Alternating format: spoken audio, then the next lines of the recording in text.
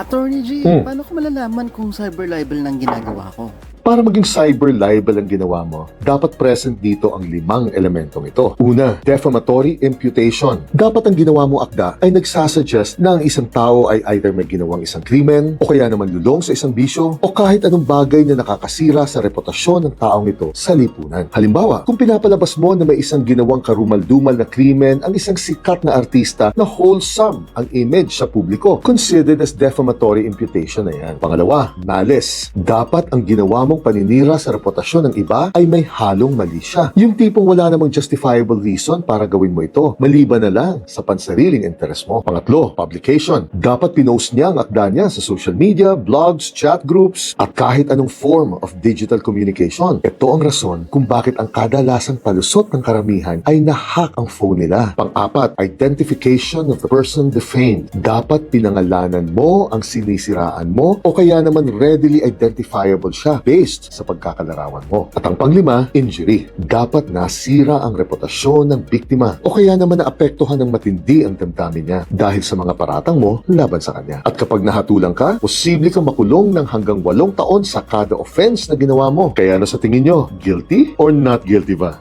Jillian!